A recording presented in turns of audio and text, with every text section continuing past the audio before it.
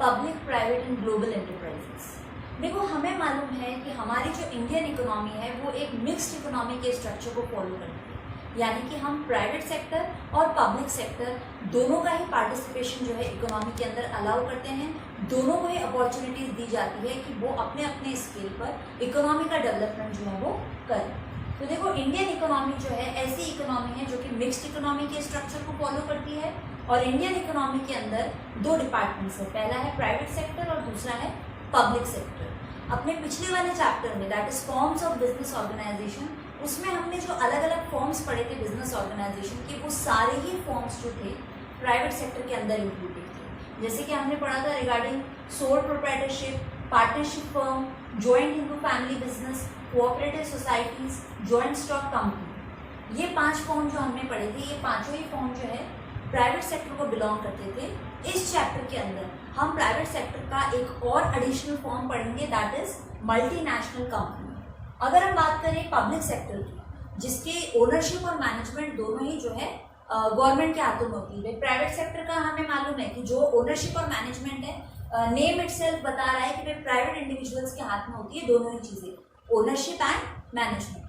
अगर हम बात करें पब्लिक सेक्टर की, तो यहाँ पर ओनरशिप और मैनेजमेंट जो है वो गवर्नमेंट के हाथ में होती है। देखो, पहले क्या था, इंडिपेंडेंस से पहले भी कह सकते हैं हम और बाद में भी बहुत सारी रेस्ट्रिक्शंस थी। भाई पब्लिक सेक्टर है, कुछ ऐसी इंडस्ट्रीज थी जो सिर्फ और सिर्फ पब्लिक सेक्टर के लिए रिजर्व थी। पब्लिक सेक्टर को ज़्यादा इंपॉर्टेंस दी जाती थी in terms of industries, and जो प्राइवेट सेक्टर है उनको इतनी अपॉर्चुनिटीज़ नहीं दी जाती। बहुत कम ऐसी इंडस्ट्रीज थी जिनके अंदर प्राइवेट सेक्टर जो है इन्वेस्टमेंट कर सकते थे, एस्टैब्लिशमेंट कर सकते थे, और पब्लिक सेक्टर को पूरा इंपॉर्टेंस दिया जाता था, पूरी अपॉर्चुनिटीज दी जाती। फिर क्या हुआ, हमारे 1991 के अंदर जो न्यू इकोनॉमिक पॉलिसीज आई, उसके अंदर 3 इंपॉर्टेंट कॉन्सेप्ट्स थे, लिबरलाइजेशन, प्राइवेटाइजेशन एंड ग्लोबलाइजेशन। इन तीनों पॉलिसीज की हेल्प से क्या हुआ, प्राइवेटाइजेशन को भी बहुत ज़्यादा एम्फेसिस दिया गया, प्राइवेट सेक्टर के ऊपर भी बहुत ज़्यादा फोकस किया गया और लिबरल कर दिया गया ट्रेडिंग ट्रांजैक्शंस को। यानी पहले जितने भी रेस्ट्रिक्शंस होती थी, भाई प्राइवेट सेक्टर को हर छोटे इस्टेब्लिशमेंट के लिए भी कई सारी लाइसेंसिंग जो फॉर्मेलिटीज़ है कंप्लीट करने पड़ती थी, पेपर वर्क बहुत सारा था, लीगल फॉर्मेलिटीज़ बहुत कॉम्प्लेक्स थी, इन सभी को जो है रिमूव कर दिया गया। सारे रेस्ट्रिक्शंस जो है उनको हटा दिया गया और फ्रीडम दिया गया even to the private sector की, आप भी जो है इक्वलेंट टू पब्लिक सेक्टर होकर नेशन के डेवलपमेंट में कंट्रीब्यूट कीजिए एंड अपना डेवलपमेंट कीजिए। तो ये जो 1991 की पॉलिसी आई थी, इसके अंदर ग्लोबलाइजेशन का भी बहुत बड़ा रोल था कि भाई अब ग्लोबल लेवल पर हमारी इंडियन इंडस्ट्रीज जो है वो ट्रेडिंग ट्रांजैक्शंस करेंगी, ग्लोबल लेवल पर सारा जो है ट्रेडिंग होगा। तो ये जो पॉलिसी थी 1991 की, जिसमें लिबरलाइजेशन, प्राइवेटाइजेशन और ग्लोबलाइजेशन नाम के 3 कॉन्सेप्ट्स हमारे इंडियन इकोनॉमी में आए, उन्होंने पूरे जो बिजनेस ऑर्गेनाइजेशन है या बिजनेस एनवायरनमेंट है उसको पूरी तरीके से बदल कर रख दिया। तो इस चैप्टर में, जैसे कि पिछले चैप्टर में अपन ने 5 फॉर्म पढ़े थे प्राइवेट सेक्टर वाले, इस चैप्टर में हम एक और फॉर्म पढ़ेंगे प्राइवेट सेक्टर का, दैट इज मल्टीनेशनल कंपनी। और साथ ही साथ हम लोग पब्लिक सेक्टर यानी कि जो गवर्नमेंट सेक्टर है उसके 3 मेजर जो फॉर्म्स हैं, departmental undertaking, public cooperation and government companies, इन सभी के फीचर्स, मेरिट्स, डीमेरिट्स, ये क्या होते हैं, किस तरह ऑर्गेनाइज किए जाते हैं, इन सब के बारे में डिटेल से पढ़ेंगे। तो पब्लिक सेक्टर एंटरप्राइजेस के अंदर सबसे पहले हम डिस्कस करेंगे the first form, that is departmental undertakings. तो डिपार्टमेंटल अंडरटेकिंग्स क्या है, पब्लिक सेक्टर के अंदर जो सबसे ओल्डेस्ट फॉर्म है, जो सबसे पुराना फॉर्म है, जो कि किसी न किसी मिनिस्ट्री के अंडर कंट्रोल होता है, वो हमारा फॉर्म कहलाता है डिपार्टमेंटल अंडरटेकिंग। जैसे कि एग्जाम्पल के तौर पर हम ले सकते हैं रेलवे, जो खुद एक अलग से सेपरेट डिपार्टमेंट है। सेकेंड एग्जाम्पल हम ले सकते हैं डिफेंस, अगेन एक गवर्नमेंट डिपार्टमेंट है। Post and telegraph, telephone services, ये सब क्या है, गवर्नमेंट के एक डिपार्टमेंट के रूप में ही आप इन्हें कंसिडर कर सकते हैं। तो इस टाइप का जो फॉर्म ऑफ एंटरप्राइजेज है या ऑर्गेनाइजेशंस है, उन्हें हम कहते हैं डिपार्टमेंटल अंडरटेकिंग्स। आइए सबसे पहले देखते हैं इसके फीचर्स को। It is the oldest form, यानी कि पब्लिक सेक्टर के अंदर जो सबसे पुराना फॉर्म ऑफ एंटरप्राइज है, that is departmental undertakings. Second, it is considered as a department of government, यानी कि इसको एक सरकारी विभाग की तरह ही कंसिडर किया जाता है। इसे गवर्नमेंट की, या तो आप गवर्नमेंट का हिस्सा समझ लो, गवर्नमेंट के डिपार्टमेंट का हिस्सा समझ लो, या एक पूरा गवर्नमेंट का डिपार्टमेंट ही समझ लीजिए। नेक्स्ट है नो सेपरेट लीगल एंटिटी। जैसे कि अपन ने कंपनी के केस में पढ़ा था, जॉइंट स्टॉक कंपनी की, वे जॉइंट स्टॉक कंपनी की खुद की एक सेपरेट लीगल एंटिटी होती है। कंपनी के नाम से जो है कॉन्ट्रैक्ट एग्रीमेंट साइन होते हैं, कंपनी केस कर भी सकती है और कंपनी के ऊपर भी केस किया जा सकता है। लेकिन अगर हम बात करें डिपार्टमेंटल अंडरटेकिंग्स की, तो इनके अंदर कोई सेपरेट लीगल एंटिटी नहीं है, क्योंकि ये खुद गवर्नमेंट का ही डिपार्टमेंट, गवर्नमेंट का ही हिस्सा मानी जाती है, तो इन्हें आप गवर्नमेंट का पार्ट ही कंसिडर करेंगे। इसलिए इनका अलग से कोई सेपरेट एग्जिस्टेंस, गवर्नमेंट के अलावा, गवर्नमेंट से अलग करके इनका कोई एग्जिस्टेंस, कोई वजूद नहीं। Next is finance from annual budgets of the government, यानी कि इनको जो फंड्स हैं, इनको जो कैपिटल है वो कहाँ से मिलता है? भाई गवर्नमेंट जब भी बजट अलॉट करती है तब इन डिपार्टमेंट्स का भी शेयर अलॉट होता है बजट में। भाई जब भी हम न्यूज के अंदर देखते हैं बजट की अनाउंसमेंट होती है तो रेलवे के लिए अलग से बजट अलॉट किया जाता है, पोस्ट एंड टेलीग्राफ के लिए गवर्नमेंट अलग से बजट अलॉट करती है, डिफेंस के लिए अलग से एक पोर्शन रखा जाता है। तो उसी तरीके से ये सारे डिपार्टमेंट्स जो हैं, इनको उनके फंड्स जो हैं वो गवर्नमेंट से मिलते हैं जब भी बजट अनाउंस होता है।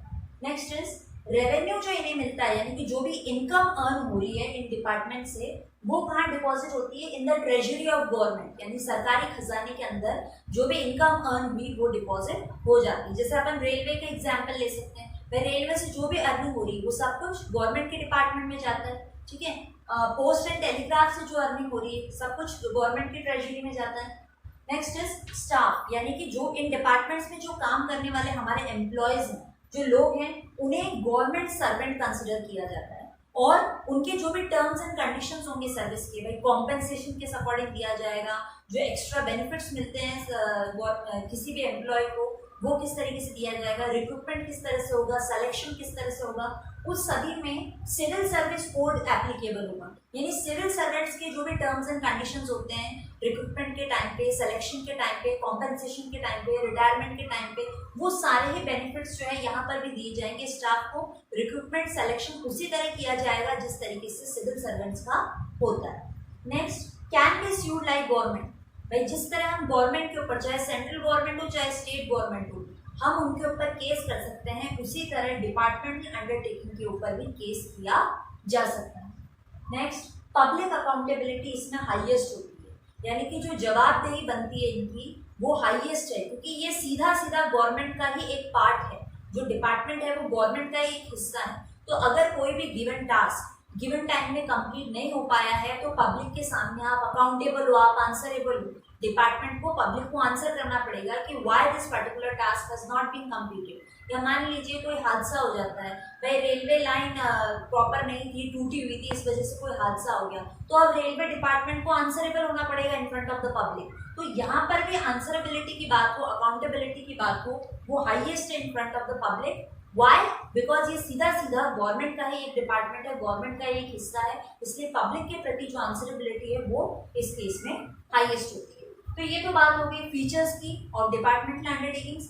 अब जैसे कि हम हर कॉन्सेप्ट के फीचर्स, मेरिट्स और डीमेरिट्स तीनों चीजें डिस्कस करते हैं, तो आगे देख लेते हैं what are the merits of departmental undertakings. पहला है इजी फॉर्मेशन, वे डिपार्टमेंटल अंडरटेकिंग गवर्नमेंट का हिस्सा है और किसी भी तरह का रजिस्ट्रेशन इसके लिए कंपलसरी नहीं है, तो इसका फॉर्मेशन जो है वो बहुत ज़्यादा इजी है। कोई भी गवर्नमेंट, कोई भी मिनिस्ट्री किसी पर्पज से ये डिपार्टमेंट सेटअप करती है और इजीली जो है इसको एस्टैब्लिश किया जाता है। Next is affective control. हमने पढ़ा कि सीधा कंट्रोल, पूरा मैनेजमेंट जो है वो गवर्नमेंट के हाथों में है। Departmental undertaking is a department of government होंगी, तो गवर्नमेंट का पूरा सुपरविजन रहता है, बिकॉज फंड्स भी आपको गवर्नमेंट की तरफ से अलॉट हो रहे हैं, तो पूरा सुपरविजन, पूरा रेगुलेशन, प्रॉपर कंट्रोल गवर्नमेंट का रहता है। Third is optimum utilisation of funds. Naturally जब गवर्नमेंट ने आपको फंड्स अलॉट किए हैं तो गवर्नमेंट पूरा सुपरविजन रखेगी कि आप उन फंड्स को properly, effectively and efficiently utilise करते हैं या नहीं करते हैं। End of the year departmental undertakings को अपनी पूरी एनुअल रिपोर्ट्स जो है वो गवर्नमेंट को सबमिट करने पड़ेगी, शो करने के लिए कि कितना फंड्स कहाँ पर जो है यूटिलाइज किया गया है। Next is accountability. हमने अभी यहाँ भी पढ़ा कि पब्लिक अकाउंटेबिलिटी जो है वो हाईएस्ट है in case of departmental undertakings, यानी कि आप की रिस्पॉन्सिबिलिटी है पब्लिक को सर्विस प्रोवाइड कराना। और अगर आप इस केस में कहीं भी चूक रह जाती है, कोई गलती हो जाती है, तो आप आंसरेबल हो in front of the public. तो अकाउंटेबिलिटी की जहां भी बात आती है वो हाईएस्ट है in departmental undertakings. Next is public revenue. अभी हमने यहाँ फीचर्स में भी डिस्कस किया था कि जो भी रेवेन्यू, जो भी इनकम अर्न होती है वो सीधा सीधा गवर्नमेंट की ट्रेजरी, सरकारी खजाने के अंदर जाएगी। डिपार्टमेंटल अंडरटेकिंग्स के पास इतना फ्रीडम नहीं है कि वो जो भी रेवेन्यू अर्न हो रहा है, जो भी इनकम अर्न हो रही है, उसको खुद के तरीके से इन्वेस्ट करेंगे, उससे अपना एक्सपेंशन, अपना ग्रोथ करेंगे, अपने जो स्टाफ है, जो एम्प्लॉयज है, उनका प्रमोशन करेंगे, उनको एक्स्ट्रा बेनिफिट्स देंगे। इस तरह का कोई भी operation of freedom departmental undertakings में नहीं होता है। जो पब्लिक रेवेन्यू है यानी पब्लिक से जनरेट होने वाली जो इनकम है वो सीधा सीधा गवर्नमेंट ट्रेजरी के अंदर जाती है, ताकि उससे कंट्री का बेनिफिट जो है वो हो सके। नेक्स्ट है सीक्रेसी। वह हमने इसके एग्जांपल्स में डिस्कस किया कि रेलवे है, डिफेंस, मोस्ट इंपॉर्टेंट डिपार्टमेंट, ठीक है। तो ऐसे डिपार्टमेंट्स के अंदर अगर सीक्रेसी मेंटेन नहीं होगी तो ये हमारी कंट्री के लिए बहुत ज्यादा हार्मफुल हो सकता है। तो पर्टिकुलरली जब हम ऐसे डिपार्टमेंट्स की बात कर रहे हो जैसे डिफेंस है, ओके, जहां पर सीक्रेसी हमें बहुत हाई लेवल की चाहिए, तो ऐसे एरियाज के लिए departmental undertaking is the best option. Next demerits की अगर हम बात करें तो पहला डीमेरिट है इनफ्लेक्सिबिलिटी। इनफ्लेक्सिबिलिटी क्यों बोला गया है? क्योंकि यहाँ पर गवर्नमेंट का बहुत ज्यादा रिजिड कंट्रोल, ये अपने तरीके से फ्रीडम नहीं है इनको कि अपने तरीके से काम कर सके। जैसे कि हमने प्राइवेट सेक्टर में अर्लियर चैप्टर में डिस्कस किया था, सोल प्रोप्राइटरशिप हो, पार्टनरशिप हो, बहुत ज्यादा फ्लेक्सिबिलिटी मिलती है। लेकिन यहाँ पर क्योंकि गवर्नमेंट का स्ट्रिक्ट कंट्रोल है, रिजिड सुपरविजन है, तो सब कुछ गवर्नमेंट के अकॉर्डिंग ही करना पड़ेगा, अपनी मर्जी से कुछ भी किया नहीं जा सकता। Next is lack of motivation, यानी कि अंदर से कोई एनकरेजमेंट नहीं है, कोई मोटिवेशन नहीं है एम्प्लॉयज को कि भाई अगर हम बहुत ज्यादा मेहनत करेंगे, एक्स्ट्रा एफर्ट्स अगर हम लगाएंगे तो हमें रिवॉर्ड ज्यादा मिलेगा। कहने का मतलब है कि डिपार्टमेंटल अंडरटेकिंग्स में, कोऑपरेटिव सोसाइटीज की तरह हम कह सकते हैं कि एफर्ट्स और रिवॉर्ड्स में किसी भी तरह का डायरेक्ट लिंक नहीं है। सोल प्रोप्राइटर में अपन ने क्या पढ़ा था कि जितने ज्यादा एफर्ट लगाएंगे उतना ज्यादा प्रॉफिट जो है वो हमें मिलता है। बट यहाँ पर क्योंकि गवर्नमेंट का कंट्रोल है, आपका रिवॉर्ड फिक्स है, अब आप कितने भी एफर्ट लगाओ रिवॉर्ड आपको इतना ही मिलने वाला है। ऐसा नहीं है कि ज्यादा एफर्ट लगाने से आपको रिवॉर्ड जो है वो बढ़ा दिया जाएगा। तो इसलिए एम्प्लॉयज जो हैं वो बहुत ज्यादा मोटिवेट नहीं होते हैं कि भाई हम जम के हार्डवर्क करें ताकि हमें रिवॉर्ड जो है वो बहुत अच्छा मिले। नेक्स्ट है लैक ऑफ फाइनेंशियल ऑटोनॉमी। भाई इनको जो है हमेशा सरकार का मुंह देखना पड़ता है। सरकार जितने फंड्स अलॉट करेगी उस अकॉर्डिंगली ये वर्क कर पाएंगे। सरकार जो पॉलिसीज, जो प्रोग्राम्स बनाएगी उसी को फॉलो करना है, ये अपनी तरफ से कुछ नहीं कर सकते। इनके पास ये राइट नहीं है कि जॉइंट स्टॉक कंपनी की तरह कि भाई आप पब्लिक से पैसा उठा लो, शेयर सब्सक्राइब कर दो, सिक्योरिटी सब्सक्राइब कर दो। ऐसा कोई भी बेनिफिट जो है डिपार्टमेंटल अंडरटेकिंग को नहीं मिलता है। बजट के अलावा वो और कहीं से भी फंड्स जो है वो रेज नहीं कर सकते। नेक्स्ट है इनएफिशिएंट मैनेजमेंट। इनका मैनेजमेंट जो है वो बहुत ज़्यादा इनएफिशिएंट होता है। व्हाई? बिकॉज मान लो किसी भी ऑर्गेनाइजेशन के लिए, चाहे वो गवर्नमेंट हो चाहे प्राइवेट हो, अगर अपन को बहुत अच्छे से ग्रो करना है, अपन को बहुत अच्छे से एक्सपेंशन चाहिए, तो क्विक डिसीजन होने चाहिए ताकि जो भी पहली अपॉर्चुनिटी आई है उसका बेनिफिट सबसे पहले हम उठा सकें।